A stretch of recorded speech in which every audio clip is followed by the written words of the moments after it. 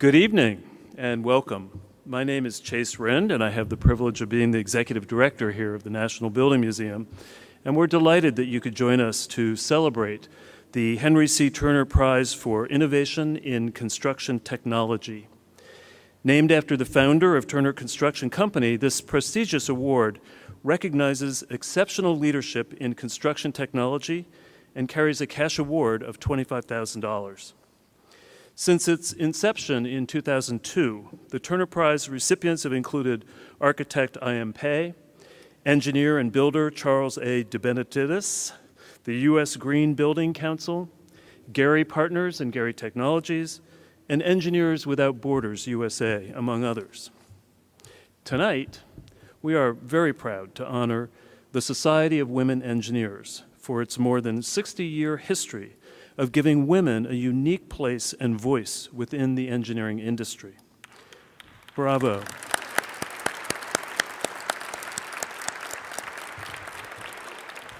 The Society currently serves over 22,000 members and is a proponent of strengthening science, technology, engineering, and math, or STEM, education for women. Turner jury member Jan Tuckman, who is the editor-in-chief of Engineering News Record, remarked about this year's recipient, and I quote, "The future of the construction industry depends on attracting a more diverse workforce.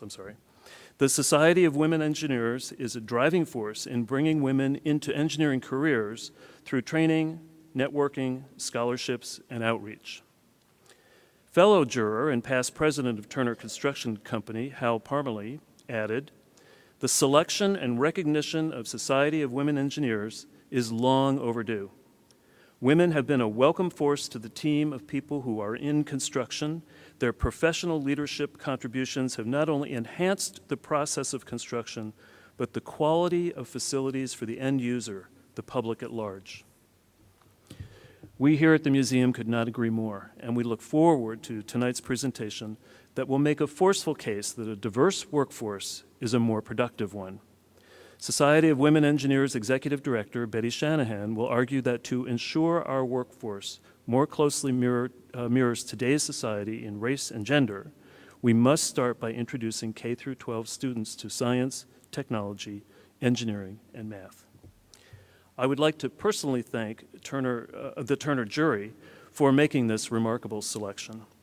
The Turner jury who selected tonight's honoree includes Chris McFadden, Vice President, Communications at Turner Construction Company, Art Gensler, founder and chairman of the architectural firm Gensler, Clyde Tatum, Professor and Chair, Civil and Environmental Engineering, Stanford University, Hal Parmalee, past president of Turner Construction Company, and Jan Tuckman, editor-in-chief of Engineering News Record.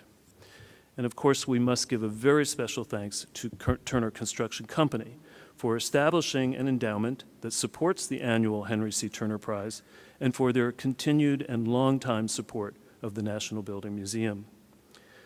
Turner Construction Company maintains a network of offices in North America and around the globe with a staff of 5,000 employees who work on more than 1,200 projects a year.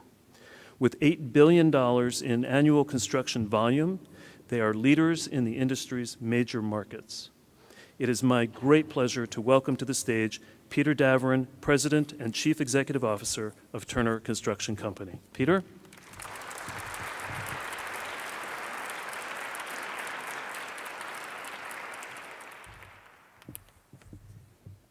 Thank you, Chase. Good evening. I'm pretty excited about this, Betty. It is an honor to be with you and to recognize the Society of Women Engineers with the Henry C. Turner Prize for Innovation. In 2002, on the occasion of Turner's centennial, we worked with the National Building Museum to develop an award that would recognize invention, innovation, and exceptional leadership in the industry. The Society of Women Engineers has demonstrated great strength in each of these areas, but in particular, I would like to recognize them for their leadership.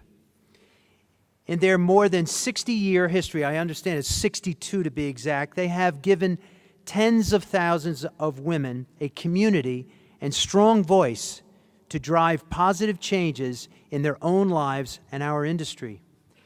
They are outspoken proponents of a more diverse and inclusive workforce. They actively support causes and initiatives which strengthen science, mathematics, engineering, and technology education for women. Their work on behalf of these diverse, brilliant, and talented women has helped to drive change in the culture of our industry and the organizations that form and lead it. For these reasons, it is my great honor to recognize the achievements of the Society of Women Engineers with the Turner Prize. Thank you very much. Chase?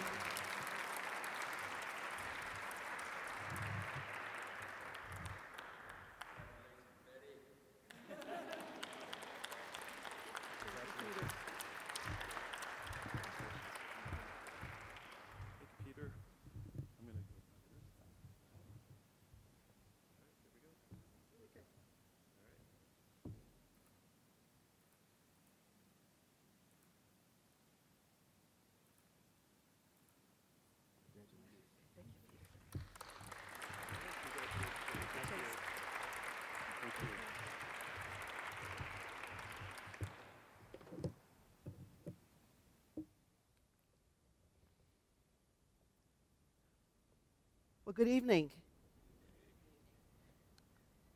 And thank you so much for this honor. I'd like to acknowledge Peter Davoren, President and CEO of Turner Construction, Chase Rend, Director of the National Building Museum, all the jurors, selection committee. We are so honored at the Society of Women Engineers to receive this award. When I first got the call that we were receiving the award, I must admit my first reaction was surprise. It took a moment to really realize how impactful giving any diversity organization an award like this is.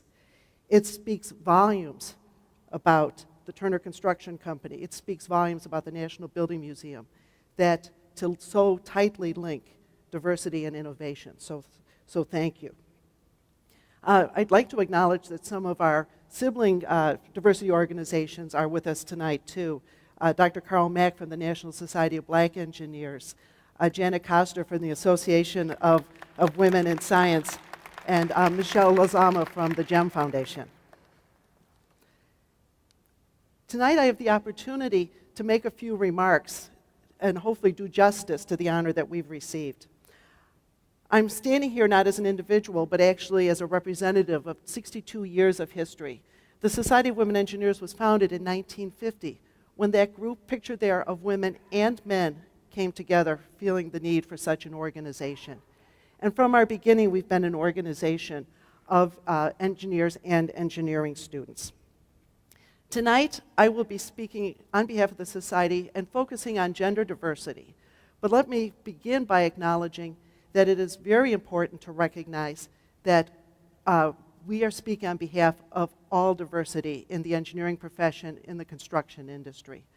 Unless all people of color, all people with disabilities, members of the GLBT community, all individuals are included, we will not see the value of diversity.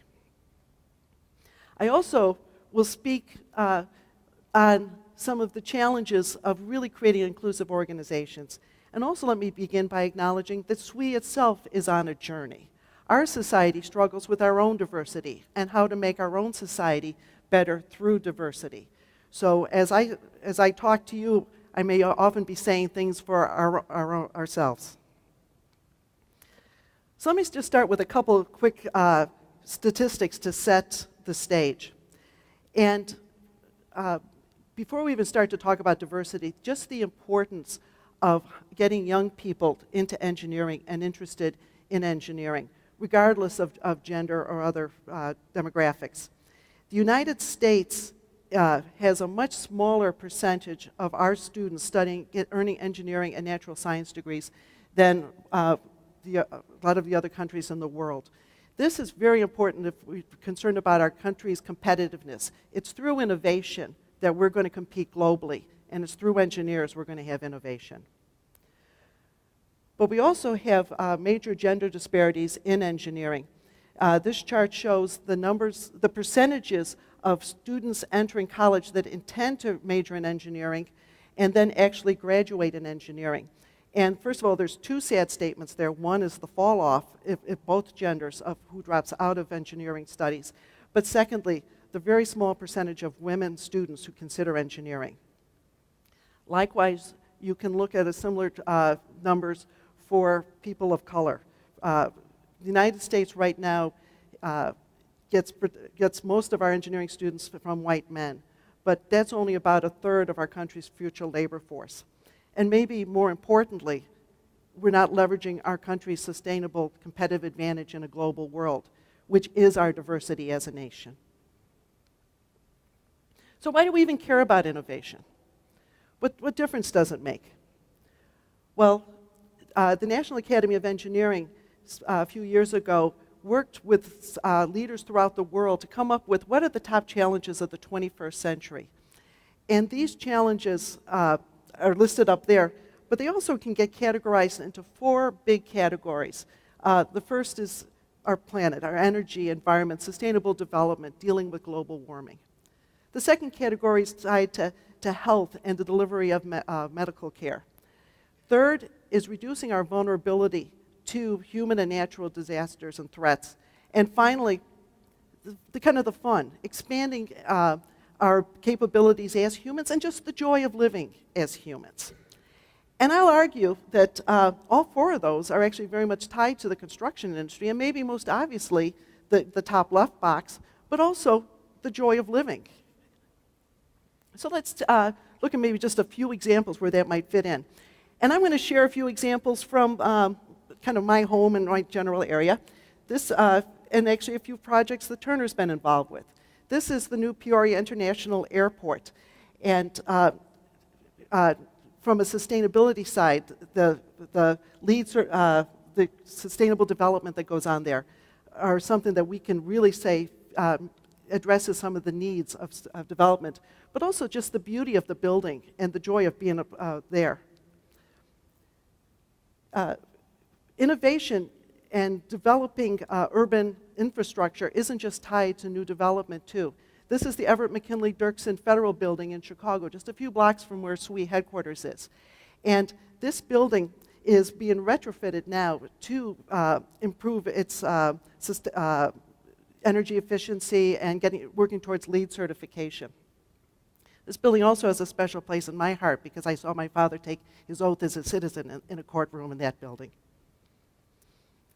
This is a site 3 miles south of where I grew up in Chicago. It's Exelon Solar City, and this is the largest urban solar station.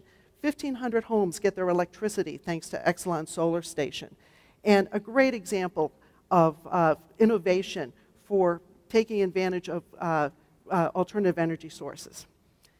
And finally, I had to put in one, when you think of joy of living, where my joy is. This is U.S. Cellular Field, the home of the White Sox. And thanks to Turner's renovation, 5-phase renovation, a pretty sterile ballpark turned into a place that's fun to be at, as well as a more efficient.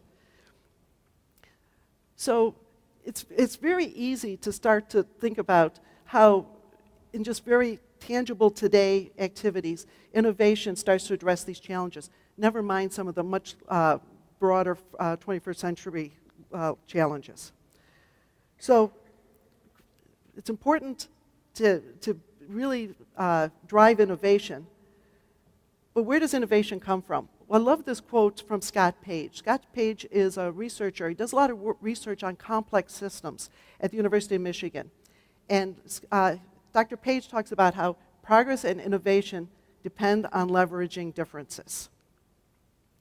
And what's very interesting about how he looks at diversity is he talks not just about identity diversity, which is what we talk about with gender diversity, but also diversity in training, diversity in experiences, that all of these differences that people bring with them is what leads to diverse perspectives.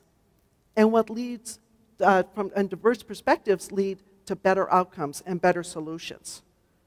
Or the flip side of this is this quote from Dr. Bill Wolf, the past president of the National Academy of Engineering. It's the opposite side. As a consequence of a lack of diversity, we pay an opportunity cost, a cost in designs not thought of, in solutions not produced. So going back to the work of Scott Page, his research has shown that cognitive diversity is the key variable in differentiating levels of performance in complex tasks or tasks that require a lot of creativity and innovation. But what's particularly interesting is he says identity diversity does not automatically lead to cognitive diversity.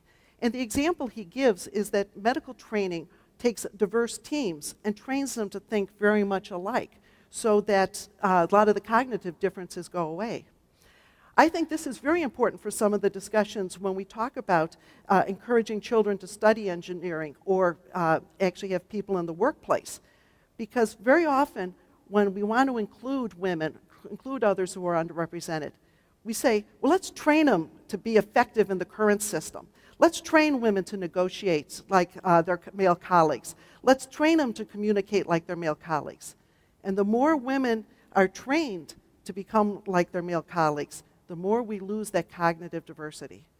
And I sometimes, tongue-in-cheek, say, if we become straight white men in high heels, the value of diversity is lost. And so really, the benefits of diversity depends upon a group of people being able to authentically work together, to be able to bring their true selves to the organization. So I'd like to spend a moment just talking a little bit about the difference between diversity and inclusion. And we argue for diversity. As a nation, we think it's our core values. All men are created equal. It's fair to include all. We want more people in STEM to be competitive. And we're crazy to not use all the untapped talent we have in our country. And many of us believe we are fair, that anyone who wants to join can get into engineering, can get into the field. Our systems are set up so that the best and brightest and those who are willing to work hard get in. And that science and engineering is a meritocracy where people are judged solely on their work and nothing else. But the reality is all of us are human beings. And we all carry implicit biases that are ingrained in us from are just growing up in our culture. What we normally think of as prejudice or discrimination, the blatant behaviors of the past, are not what we're talking about here. And today, I really believe, although there definitely are exceptions, I really believe corporate America, academic institutions, really want diversity. And this discrimination is largely a thing of the past. The issue is the implicit bias. These are actually biases that are kind of outside of our conscious awareness and how we automatically react. And very often these biases are contradictory to our own conscious beliefs. So these biases exist when people are otherwise very well-intentioned actually make assumptions, automatic assumptions. And it's very important to note men and women exhibit these same biases because we've been raised the same way. And I think a great example of this actually comes from a quote on a report that was done back in 1999 when Nancy Hopkins at MIT brought up issues of women academics in MIT. And the dean in his report said, I believe that in no case was this discrimination conscious or deliberate. Indeed, it was totally unconscious and unknowing. Nevertheless, the effects were and are real. And I think that's what's very important here, is intention is not the issue. It's the impact, the results that are important. In research and theories, that basically we all carry these biases that tend to be how we look towards men and women. We tend to overrate men and we tend to underrate women. Studies will show that you can show pictures of men and men will be assumed to be taller. They're seen as more independent, more rational leaders. And women, regardless of their actual height, are seen as shorter, less capable, followers. And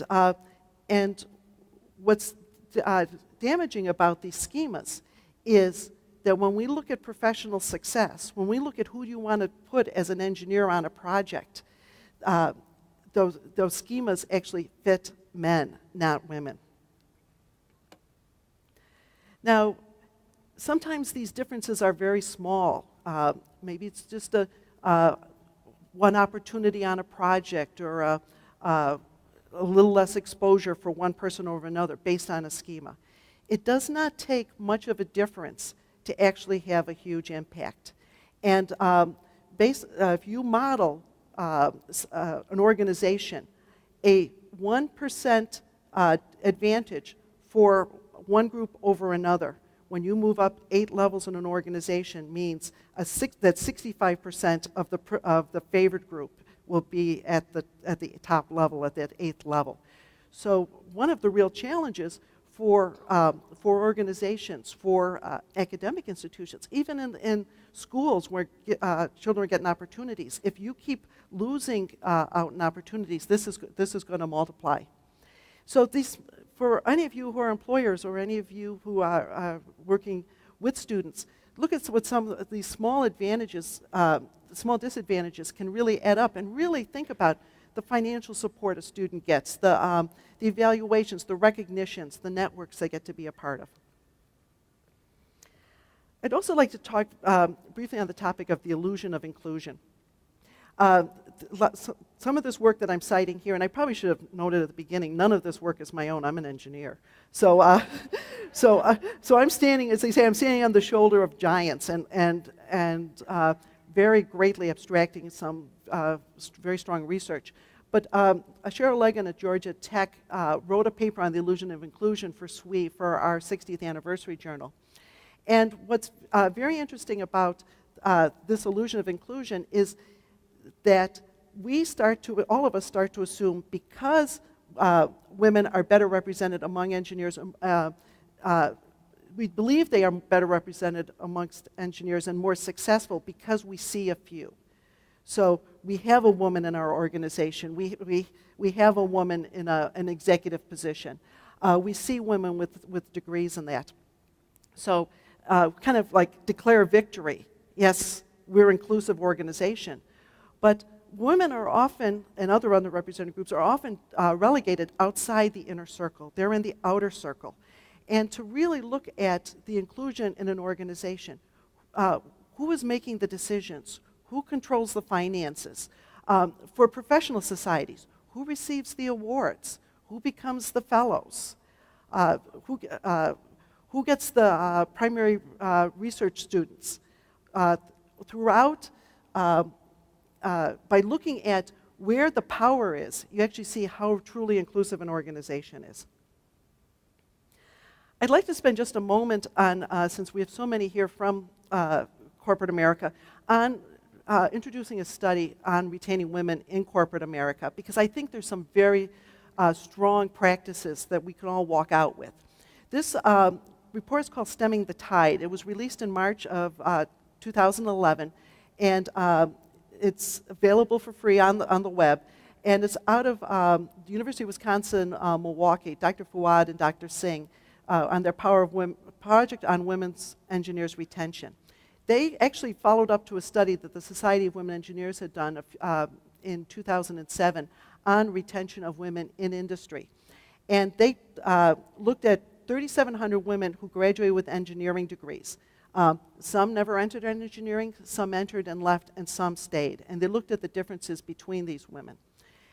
Great study, and I'm just going to touch it a little bit, but very valuable resource to look at. So they'd say, why do women stay in engineering?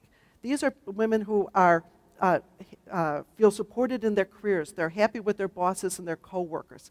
And as the author said, the organizations get it.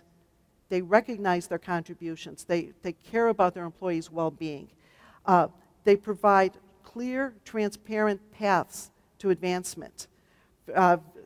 Very often for women, it's not clear how do you get to the top without the insider mentoring that really says these are the roles you take on and these are the roles that are going to be dead ends. Women aren't going to be able to move to the top. And they belong to a culture that supports work-life policies and work-life balance for all employees, not just women. And the company invests in their training and development. Why do women leave?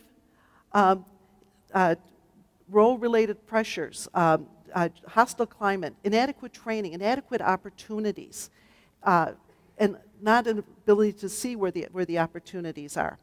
What the research found was there was no difference in the self-confidence possessed by the women who left and stayed, and there was no difference in their capabilities. It was all about what they saw in the environment. And what's particularly important when you look at women leaving engineering, leaving an engineering company, and we saw this in the SWE study. When men leave a company, they tend to go to work for another engineering company. When women leave, they tend to leave the profession, which is not only harmful to the company, it's harmful to the entire profession. So Stemming the Tide actually came up with a series of recommendations for supporting women remaining in engineering, including clear visible paths for advancement, transparencies, training and development for both improving their skills, both improve their skills and improve their job satisfaction, clear work goals, and a culture that really emphasizes employees' contributions and values employees' contributions. One very strong statement they made, it was kind of along the lines of, it's the culture. To have zero tolerance for undermining behaviors and boorish behaviors. Creating the supportive network of colleague supervisors and mentors, and both formal and informal mentoring. And the work-life initiatives that both men and women can appreciate. So with that, I'm going to turn to some of what we talk about at SWE when we talk about diversity and inclusion within our own organization. And we use this line from Mahatma Gandhi that says, we must become the change we wish to see in the world. So if we want an inclusive and diverse engineering profession, if we want an inclusive and diverse construction industry, we must act towards that. I'd first say very briefly, be involved in policy making, government, advocacy. I could talk all afternoon on how important this is. I just want to mention a couple opportunities. One is the Society of Women Engineers is hosting our, I think, 5th or 6th Capitol Hill Day, March 21st and 22nd, or 20th and 21st. And we do training and bring a number of not only our members, but we have 30 other engineering professional societies and a few corporations partnered with us to actually go out in Capitol Hill and talk about the importance of diversity in STEM, the importance of having all young people study STEM, and supporting R&D and innovation. I also want to just mention one opportunity that came up, and hopefully Lauren Anderson from, there she is, the Executive Office of the President, the Office of Science and Technology Policy, was sharing with me on a great opportunity that's coming up, Presidential Innovation Fellows. And there's a quote from President Obama that we must harness new ideas and technology to remake our government. What a great opportunity with this, through these fellowships, where innovators in the private sector, in the nonprofit sector, and academic worlds will work with individuals in the government to create projects to basically save taxpayer money, save lives, create jobs. Another wonderful way that we as engineers do not get involved with some of these initiatives as we should. So Lauren's back there and to be able to talk to you more about that one particular initiative. Oops. The final one I want to mention is one that SWE is very proud to be a part of, which is Engineering for Change. And I think this initiative not only is something that makes a difference, but it is something that can really bring the value of engineering to young people. This was led by IEEE and the Institute of Electrical and Electronics Engineers and ASME, the American Society of Mechanical Engineers.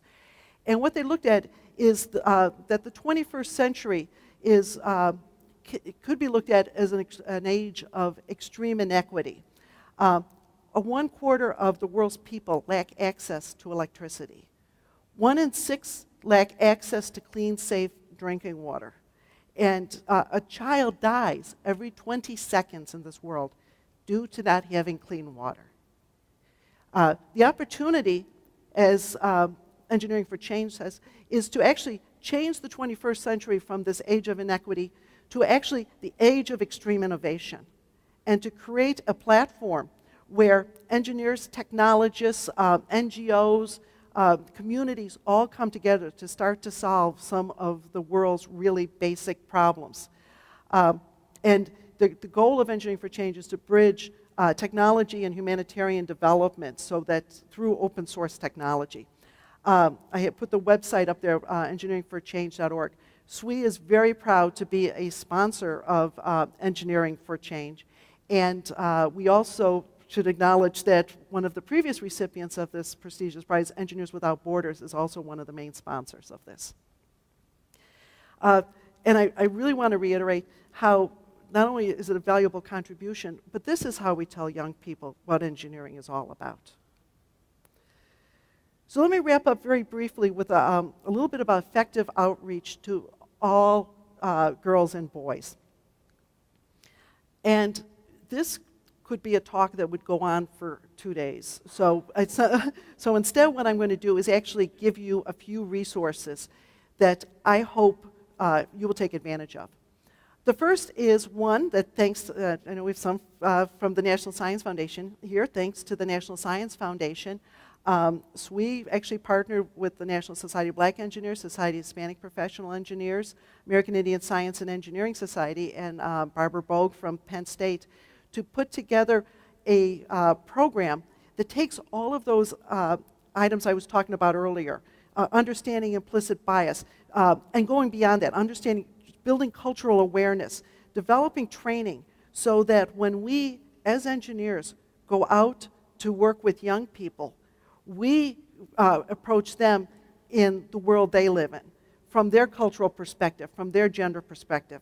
Too often, we actually go in with our biases and do more harm than good, especially when we're talking to communities that are not where we're from. So Outreach for Change is a whole set of resources that, and a community where we hope everyone who does outreach will actually take advantage of that. I want to mention one resource from American Association of University Women, which is Why So Few. There is so much research on how to reach young people and how to reach girls. What AAUW has done is take that research, it's written for social scientists, and actually translate it into something that's a very readable book, downloadable for free from the website, in something you can just read before you go to sleep and understand what are the real issues of trying to reach out to girls. What are the things that we're doing that prevent us from actually being effective? I was talking earlier that if I had the chance, I would eliminate the phrase best and brightest, because we say we want the best and brightest in engineering. And a girl sits there and thinks, well, I'm only number 3 in my class, so I'm not the best, so this isn't for me. How we position this and what girls hear and how they perceive themselves. So the factors that shape what their interests are and the influence of bias and how we can counter that. And finally, I have to mention changing the conversation. And we're very honored to have Greg Pearson and Kitty Didion from the National Academy of Engineering. Greg is the program officer for this Changing the Conversation. And what the National Academy has done is looked at how we reach out to young people. And typically it goes something along the lines of, engineering is really tough, but stick with it. And young people are thinking, why do I want to do that? And what I find when we do outreach to girls is there's a vet down the hall talking about saving kittens. And we're saying, engineering math is hard, physics is hard. So how do we change the messages that we give about engineering to be what young people want to hear? And if, you may have noticed on the bottom of my slides, it says, engineers make a world of difference. Changing the Conversation has come up with a series of key messages and taglines that can be used, which is one of them, to really focus the attention of young people on what I was talking about earlier, that innovation that's making a difference to the world, how what we do as engineers every day saves lives, improves the quality of life for people. So changing if all of us start to use the materials and the messages and changing the conversation, then we will be given consistent marketing messages, not only to children, but to their teachers and the other adult influencers, and together we can make a difference reaching out. So with that, I want to wrap up sort of a summary statement. And how do I find a summary statement about diversity and innovation? And you know where I found it? I found it on the Turner's website. And this is the diversity and inclusion message. And I'm going to read it. It's a little long, but I'm going to read it because I think it's very eloquent and it's very to the point. Turner fosters a culture of diversity and inclusion in which all employees contribute creative ideas, seek challenges, and have the opportunity to grow. Our diverse and inclusive workforce positions the company to grow, enhances our presence in diverse markets, and helps us build enduring relationships with each other, industry partners, and our clients. At Turner, we work in teams. We do our best work in teams made up of individuals with different backgrounds, skills, and passions, so we cultivate diversity in our offices and our sites. We strive to recognize similarities and celebrate our differences. Inclusion is leveraging these differences to build a foundation for personal and professional growth. A culture of inclusion encourages and seeks new ideas and experiences, values and engages everyone, and goes beyond training and awareness. We focus on creating and sustaining a culture of diversity and inclusion so we can build the collaborations we need to safely execute our work at the highest level. If all of us can live up to that statement, I think we will get the innovation in the construction industry and the entire engineering profession that is going to be able to actually address those challenges of the 21st century. So with that, thank you again for this wonderful honor. On behalf of the 22,000 members of the Society of Women Engineers and the tens of thousands of women who have gone before us, we do not accomplish our mission without being in partnership with teachers, with academic institutions, and with employers. So we are so honored to receive this award and to be partnered with you. Thank you.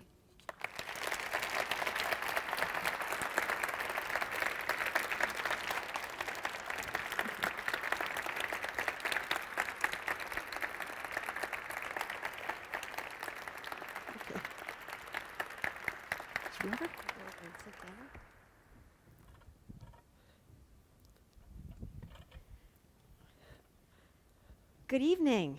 It's wonderful to be here, representing both the group of judges and my magazine. As I was mentioned before, I'm the editor-in-chief of Engineering News Record, but tonight I really feel like I'm a judge of the Turner Prize, and I got to be in the room last year when we made the selection, and I'm, very excited about it, really, truly. And what a wonderful talk. Thank you. So thought-provoking, very exciting.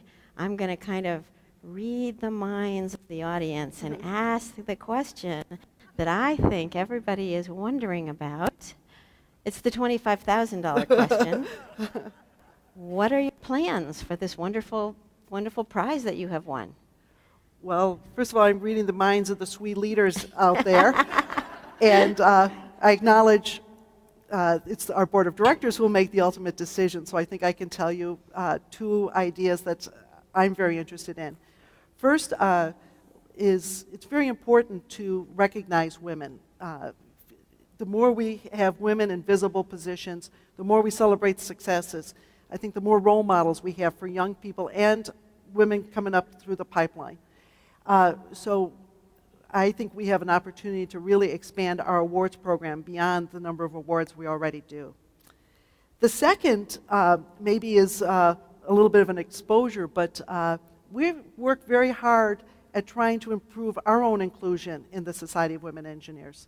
Anything I talk about are things that we struggle with, and we have been investing in cultural awareness and diversity training, inclusion training within the society. So we want to take that program and expand it to be more of an online resource, very high quality and resource. So hopefully either expanding diversity and inclusion or expanding awards. And I think it fits well with expanding innovation in our own organization through those programs.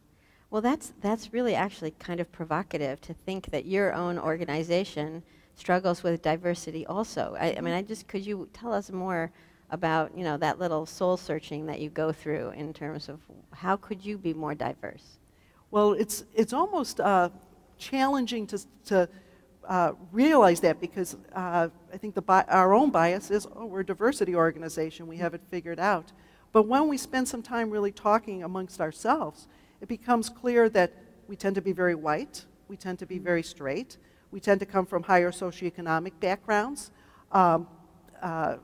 very few people with disabilities, very small, 4% of our members are men. So when we are together, when we're in leadership, are women who are not the majority bringing their authentic selves, or are they adopting to our majority? And we realize that we're only going to be innovative. We have a business case that argues that we will be our best, much like the mission statement we saw above. We will be our best if we are truly inclusive. And I might point out one aha moment as a number of us in leadership were going through some very intensive training. And we broke into groups based on some characteristics. And there was a very large group of white women, so we broke into single and families, children and no children. And we started talking about to the other groups what we wanted them to know. And an African American woman said, "What you said is all well and good, but you didn't talk anything about being white. You talked about being women. Aren't we all women?" And that was such an aha moment, because that's when I realized our biases are such that we don't even see our white culture in a diverse group. And I think the more we as an organization deal with our own biases, build our own awareness, deal with these schemas where we bias other women, we bias against people of color. The more we start to deal with that, the more we can actually be an inclusive organization, and then we can be a much more innovative, creative, and impactful organization. That's what you were talking about, that the diverse organization has a better chance of improved outcomes. Yes, right. Yes. Yeah, the more people can authentically bring themselves, the better the results. And there's some great research out there that talks about homogeneous teams get effective pretty fast. They can get together, they work, and they get something accomplished, but then they plateau. Diverse teams take a while to get working because there's all these different styles. But if they can, if individuals can maintain their authentic contributions, they will surpass. It will take them longer, but they will far surpass the productivity and the quality of outcomes of the homogeneous teams. That's really interesting. I know there's a good group here from Turner and maybe others from the construction industry, as I am. And so I know your organization represents more than one industry. Right. So I'm curious how the challenges may differ. If you have some perceptions you could share with us of how the challenges for women engineers in the construction industry vary from other industries, and maybe what we in the construction industry could learn from the experiences and how have women in other industries gotten past their challenges. I'd say if I look at the industries that seem to do best with women, it's making that tangible connection between what we do and how it impacts people. Actually, Elise Stouffer, our president, is here. She works for Medtronic in biomedical industry. And to turn around and say, I make a biomedical device. I make something that's going to go in someone's heart. It's easy to explain to a young person that connection of how it improves the quality of life. Environmental engineering, which sits next to construction, environmental engineering is one that has a very large percentage of women. Again, because I think it's very easy to turn around and say, I understand why I'm making a difference.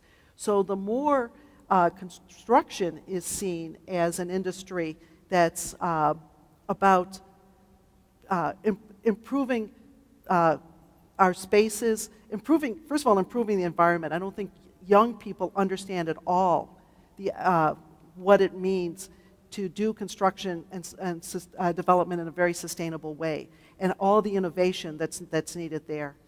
And then secondly, the innovation to make quality infrastructure, quality buildings that at affordable prices, the innovation there, that the more we're able to bring to people of all socioeconomic levels, either their own homes, their own schools and that, or some of their infrastructure. So I think that's the biggest connection for young people. I myself am an electrical engineer, and it's often very difficult to explain to a young person how you make a difference when you're developing a memory system for a computer. And maybe some of that's seen in that 10% of engineering degrees go to women, or 10% of electrical engineering degrees go to women, because it is so hard to make that connection. So, but the beauty of the construction industry is, look at the magnificent things you do just to take that one step further and show the value to the community where the work is done and the planet overall. Another thing you mentioned was about that we're starting to feel like, oh, we see women engineers out there, and so that it's fine, things are fine, that we don't need to work on this issue anymore. But and I can totally see that point. Yeah. But also these women who we are seeing, maybe there's our mentors. Mm-hmm. So how do they transition from the women who are doing their jobs to also the mentors? Yeah, well, actually, a real challenge, I think, for women, and not just in industry, but very much in academic institutions, is you're a small number. So we want you to be involved in a committee that's supporting diversity. We want you to be part of a search committee. We want you to mentor other young women coming up. Oh, and by the way, get your job done. And so you're torn between giving back in these very important contributions, but also how do you advance in the organization? And some of it comes down to actually being recognized for those contributions. So if, whether you're an academic institution or you're a company, if you're helping the organization by these kinds of contributions, they should be valued. And if they're not valued, don't ask anybody to be jeopardizing their job performance for that. Let's talk a little bit more about those academic institutions and how are they setting up women to, there are probably examples of both, and you might be able to share with me, mention names or not. Some who are setting up young women to succeed, and others who are putting up obstacles that sort of lead to not succeeding. I think for whether it's an academic institution or corporation, first thing is it starts at the top. What does the dean of the school think? What does the president think? That commitment is, I think, the first step, because if setting up anything is just a matter of statement, but everyone sees through slogan of the month. So to see true commitment. Now, I need to brag. I'm a Michigan State Spartan, and I'd like to use Michigan State as an example. And I'm extremely proud of our dean, Satish Utpa, for the work he has been doing in creating forums to help women students succeed. He has created a program called CORE, and it's a residential, Cornerstone Residential is what CORE stands for.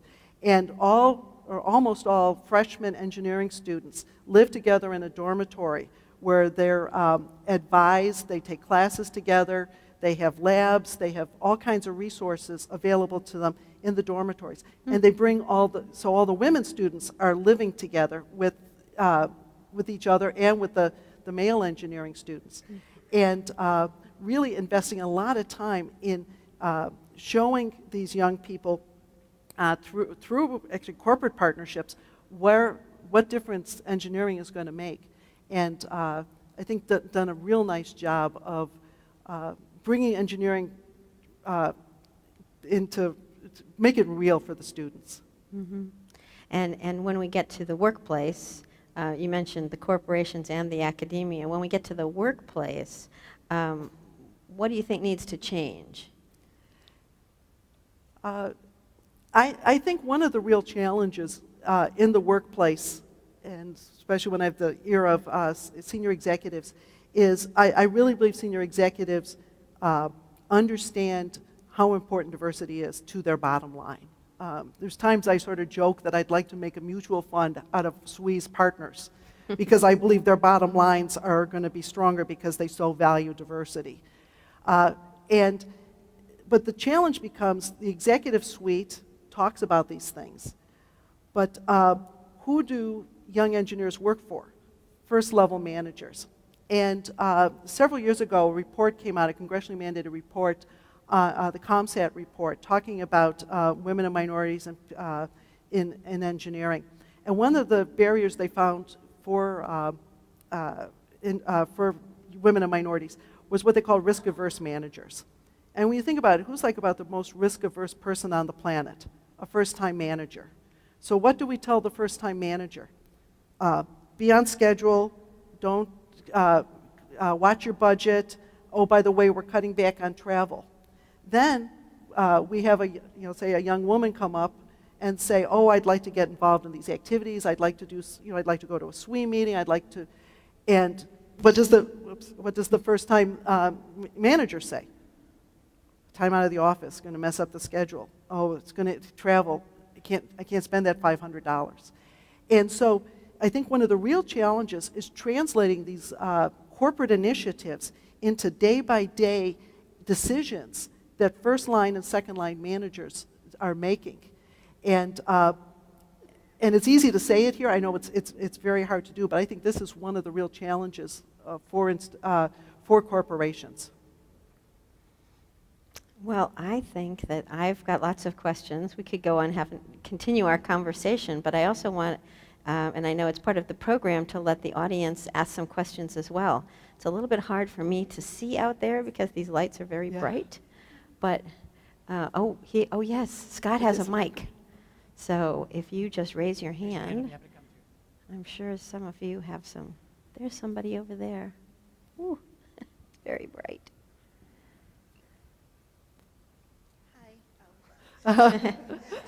Yeah, tell us your name. Hi, can you hear me through the mic? Mm-hmm. I'm Rhonda Bernstein. 20 years ago, I graduated from Vanderbilt University in the civil engineering department.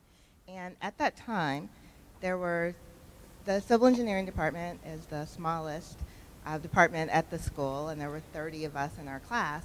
5 of us were women, and I was the only black student in my class.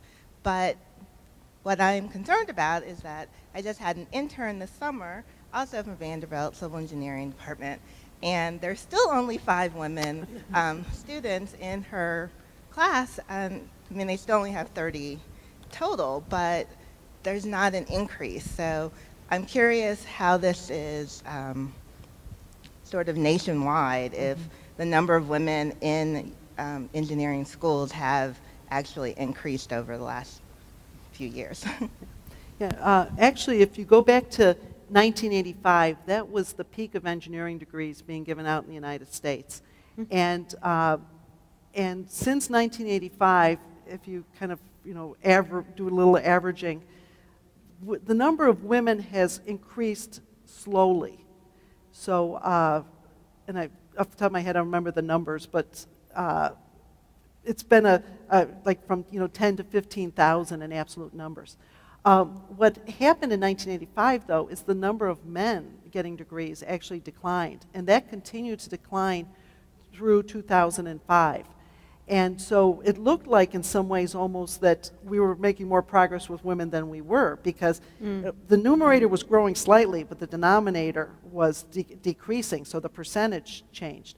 Now that more men have been entering engineering since 2005, which is a good thing, we want more of men and women entering. Since more have been entering since 2005, actually the percentage of women is dropping, although women are very slowly increasing. But I think the bigger point to your question is, how do we make some kind of dramatic increase there? I want to go back to the National Academy of Engineering's Changing the Conversation. I think that is huge. I think the way we talk to young people about engineering, and particularly feels like civil engineering, where we don't match up a girl's career motivations with what we tell them about engineering. And what's really sad is the profession does match her motivations. We just don't tell her that. And I really encourage everybody to take a look at the Why So Few, because it talks a lot about how girls see themselves, how girls attribute their success in math to hard work. And often parents will tell the girls, you worked hard, so you got a good grade. Boys attribute their success and are told their success is due to being talented and hard work. No one's telling girls they're talented. No one's telling they've got what. So girls are, today, taking advanced math and some of the science courses at the same rates as boys are. But no one's telling the girls, you're talented in this. So what do we then go in and say, well, engineering's hard, but stick to it? Well, the only reason they think they're getting good grades is they're working hard, and we're telling them it's getting harder. So I say a huge part is the message.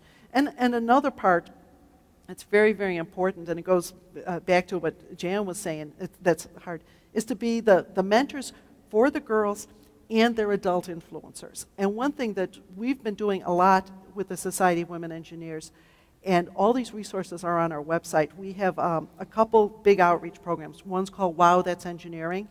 The other's Invent It, Build It.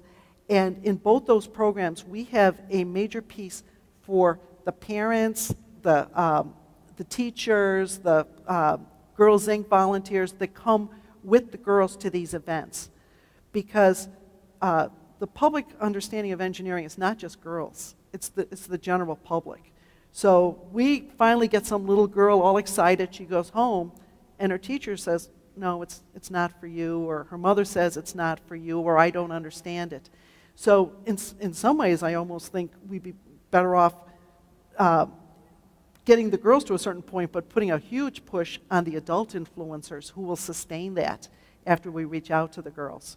So I think the more we as a community can reach out.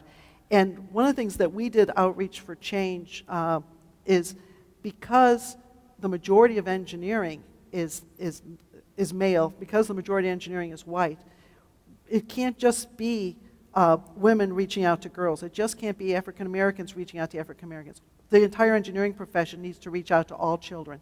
And that's where it's also important to be very gender aware and cultural aware when we reach out to the children. Good one. Other questions? Good evening. I'm Nicola Hine. I'm an architect, so. I come from a background of scientists. My father was a theoretical physicist, and my mother's a mathematician. We come from Germany. I must say I've been baffled. I want to go back to that statement you made of why there's so few engineers here in the United States. I've always been very baffled. I raised 3 children here, and this whole idea of mathematics being hard, science being hard, I think if that culture doesn't change from the very beginning on, I don't see how it will change, and I think that's part of the problem. That never was a mindset. I still do believe in this day in Germany, you don't find students saying, oh, this is hard. It's just what you do. That's what you accept. And I think part of it is also how it's being taught. I don't know how many times my youngest son went through Algebra 2, each time being taught differently, each time being taught in the most illogical sense, illogical way. I don't know, I just couldn't understand. So I think we need to start way back down and change a whole culture. The other thing I want to say is when the President Obama said that we need to have a new set of teachers in the science and mathematics, that wasn't translated that way in German. It was translated as we need teachers. They left out that part, which I thought was very interesting. And maybe a couple reactions to what you said. First of all, from an advocacy side, there's a push right now for next generation science standards going out through K through 12 schools. And what's very exciting about that is some of the inclusion of engineering in there. And you know, as a country, we need a technically literate population, no matter what their careers are. And in many ways, engineering can bring math and science to life. It makes it real. So from an advocacy side, as your state looks at these next generation science standards, get involved. But I also feel right now, too, that we're at a point where there's some momentum. The Obama administration has been very aggressive in supporting innovation, supporting diversity, and supporting STEM. I think the economic situation the country's going through is making more of our government leaders both at the national and at the state levels, realize that innovation engineering is our way to a strong economic future, our ability to compete. And right now there's, 600,000 manufacturing jobs going unfilled in the United States because people do not have the skills to take on those jobs with the high unemployment we have. So if anything, as these bad situations actually have a silver lining, which is I think we have attention as a profession, and you know, the saying is strike while the iron is hot, or strike while the iron is hot. So we should need to make our impression now while there is an interest and the opportunity to see technology innovation as a valued part of our country's future. There's a question right there. Hi, my name's Pamela Sams. I'm also an architect.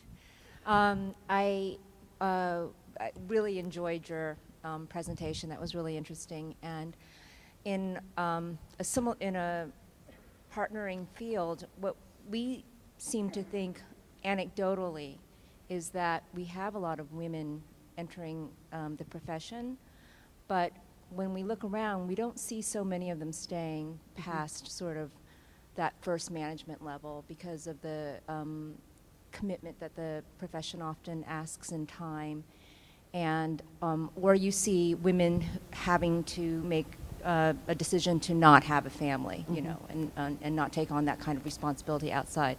So you presented a lot of data, and I was wondering, do you collect that data for engineers? And the data that you did present, is that data that SWE collects or somebody else? So there was a number of sources, and hopefully for the most part I was capturing them underneath as I'm very happy to share the slides, which will give people a chance to follow up. We have collected some data. There is a lot of data for women in academic institutions, and a lot of research that goes on there. So the nature of an academic institution with so much public information is the source of a lot of insight. And a great report came out a couple years ago called Beyond Bias and Barriers that talks a lot about women moving up in academic ranks. And actually, SWE has been involved with Congresswoman Eddie Bernice Johnson from Texas, and she's continuing to try to introduce legislation to address some of the recommendations from that report. The industry's harder because employee information is proprietary. So we have done a couple studies on retention, and our study from 2007 is sitting on our website. Actually, a lot of analysis and analysis that actually compared our data against some NSF data. We looked at both men and women and who stayed, who left, and motivations. And then this Stemming the Tide, I think, took that a whole other level of depth in looking at some of the issues. I think one of the most significant thing out of Stemming the Tide is it's very easy for an employer to say, well, women leave because they're having families and there's nothing I can do about it. And Stemming the Tide says 1 in 4 leave because of family pressures. 3 in 4 leave for other reasons. So that means 3 out of 4 can be addressed through other reasons. And many of it gets into some of the issues of seeing advancement opportunities, moving up. Why do women stop moving up in the organization? Which is a variety of issues, from it's not clear to me how I move up, to some of the biases that will prevent a woman from getting some of the opportunities. I can give you one simple anecdote. We at SWE Leadership occasionally has the opportunity to speak to executive teams and companies. So we were talking to a fairly large executive team in a really major corporation, and we started talking about some of the issues of women moving ahead. And sometimes it's things like very well-meaning managers don't want to risk that you'll fail. So I don't want to put you in a position that you fail. So I give you 3 more supporting roles. Well, you don't get ahead in industry by playing it safe. You get ahead by being aggressive and taking on the tough projects. And, very often decisions are made of, well, to get ahead in this organization, you have to, be out in the field on a night shift. Right. But, you've got children, so that we're not going to put you in, through that. So now you're not getting the opportunities that help you move ahead.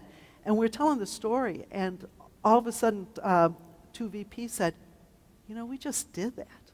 We've been grooming this woman, and we just brought somebody in from the outside because we had a good feeling about him. And after giving her extra experiences. So I think if you read that Stemming the Tide, it'll really give some insight on some of the things that do prevent women from moving ahead. And then when you see you don't have the opportunity to move ahead, it becomes a situation of, maybe I'll take an alternate career path. One little follow-up on that question. For some reason that made, because you were talking about we're thinking of the study in 2007, and then of course came along 2008 and 2009 and the whole economic downturn. How did that affect the whole equation? I don't know if I have data to talk, data To that's recent speak to enough. that. Yeah, to really speak to that. Certainly engineering has not felt the economic downturn. What I think engineers in general, our unemployment rates 4.5%, or It hasn't been as severe. Yeah, it's nowhere near like what the rest of the country is facing, and it kind of goes back to 600,000 manufacturing jobs unfilled. And I'm sure we can ask the question how many construction jobs are unfilled because there's not the engineers to take them. How many projects aren't bid on because there aren't engineers to fill the projects? I think we've got time for one last question. Okay. My name is Jane Gustafson, and I'm with Studios Architecture, and I have worked for a large engineering firm before I came to Studios, and I'm also a Michigan State graduate. Go green. Right. And I did take some courses in the engineering school, even though I was an environmental design major. But I agree with everything that you're talking about, but I would like to know what your organization's plan is to reach out to the educational facilities and really expand the opportunities for engineering, because there's more than just working for an engineering firm. If you can partner with firms like Apple and GE and IBM, these big companies that do bring in engineers to do a variety of opportunities, because people now, even at the high school level, are planning their career, and most women, want to work. I mean, it's not financially viable to have a one head of the household anymore. So I think, talking about, all these problems, but I think your organization could really help by reaching out and partnering with these big organizations to show them that there are opportunities, and there's more than just being a mechanical and electrical engineer and working for an engineering firm, to inspire the young women and also participate in job fairs and school fairs and science fairs, and just show them all the different things that they can do to sort of, break down this gender bias. I mean, women are playing more sports now, they're doing other things, so being on, studying an engineer to work on developing the next special thing for GE, I don't think they understand the breadth of opportunities. I totally agree with you, and I definitely, I say we have a lot of passion amongst our membership for doing that. I think I speak for myself, and I probably speak for the majority of our members when I say someone introduced me to engineering. Actually, today she's vice president of Ball Aerospace, but she was actually a young engineer that was the sister of my speech coach in high school that introduced me. The way I say thank you to her is to reach out. I think for most of our members, the way that we say thank you is to reach out. But I also, first of all, I should acknowledge SWE has many, many wonderful corporate partners and partners in government agencies, the military, who are really trying to show all the opportunities to all young people, and particularly girls. So we do work closely. I think some of the challenges, 1.5 million girls graduate from high school each year, and the magnitude of that problem.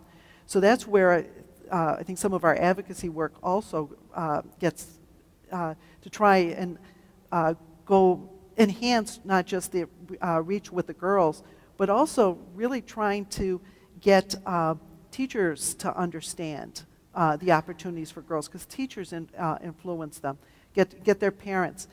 And I'll come back to acknowledging a couple of our partners. ExxonMobil is a big partner of ours in terms of outreach. And watch the commercials ExxonMobil puts on the TV. And IBM does the same. DuPont does the same. Their commercials talk about how we make a difference in the world.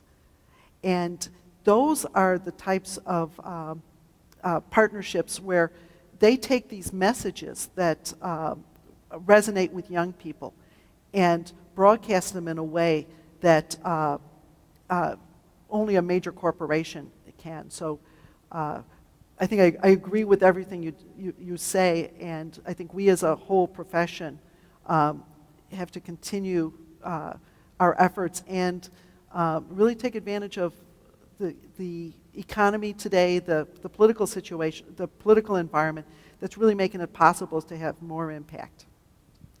Well, actually, Jan, one very last okay. Hi, I'm with the After School Alliance, actually, and I wanted to highlight perhaps another piece of that puzzle in talking about education and the role of communities in engaging young people in STEM, because especially at our organization, we've really focused on STEM-related policy and its effects on engaging young people from an early age, and especially young women. And the research in recent years has really shown that giving an informal setting to apply what children learn in school to real-world, perhaps service learning opportunities that can engage in STEM-related fields is a way to encourage students to gain confidence in their abilities with STEM and to consider studying those fields in college and engaging in those careers. And that can be done through service learning, through community partnerships with corporations and universities. There are a lot of potential ways to contribute to this sort of growing interaction between communities and schools and then out-of-school programs. And I just wanted to offer that as a point of discussion, perhaps, or just a tidbit of information. Yeah, and actually for us, we spend, I think, a lot of our time in the informal education space. Occasionally, we are in with K through 12 schools, but it's actually more through the museums, the Girl Scouts, Girls Inc., that we have strategic partnerships. First Robotics, very involved with First Robotics and those kinds of opportunities. And I would be remiss to be in this beautiful building to not note that Family Day will be coming up, a week from Sunday? A week from Saturday. So Family Day, 8,000 young people are going to come through here. And who do they see as engineers? Do they see a stereotype, or do they see a very diverse community that's very excited about what they do? So I think it's just saying, I agree with everything, and some of the local activities like Family Day, like the USA Science and Engineering Festival, back in Chicago, just had our Future Cities competition.